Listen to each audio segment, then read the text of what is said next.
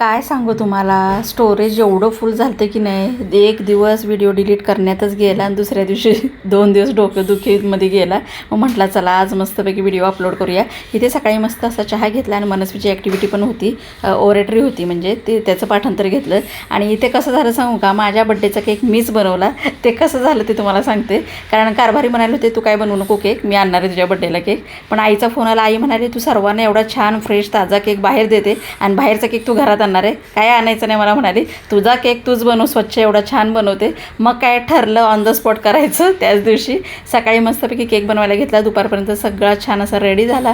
मस्त असा shortcut black forest आपला केक तयार केला होता, वरून चॉकलेट वगैरे गार्निशिंग केलं होतं आणि सुंदर असं सेलिब्रेशन झालेलं आहे. इथे कारभाराने छानपैकी अशी पिवळी धमक मस्त अशी काठापदराची साडी मला घेतलेली होती. ब्लाऊज पण ऑलरेडी शिवलेलाच होता, नवीन फॅशनचा जरा शिवला आहे ब्लाऊज, असा मी कधी शिवला नव्हता. कसा वाटतोय नक्की सांगा. आणि छानपैकी इथे ऑप्शन वगैरे मनस्वीने केलं, सुंदर असा बर्थडे झाला. आणि केक तुम्हाला सांगू काय अप्रतिम झालता, खूपच सुंदर झालता. मी म्हटलं चला बरं झालं आपण घरी बनवलं, कारण घरचं बनवलेलं ते हायजेनिक असतं बरं का. आणि सुंदर असं सेलिब्रेशन केलेलं आहे, भारी वाटलं खूप. आपल्या फॅमिलीसोबत बड्डे साजरा करताना खूप आनंद मिळतो आणि एकदम मजा आली. तुम्हाला कसा वाटला व्हिडिओ आवडल्यास लाईक अँड सबस्क्राईब करायला विसरू नका बरं का. थोडा लेट झाला पण बेस्ट झाला बड्डे एकदम.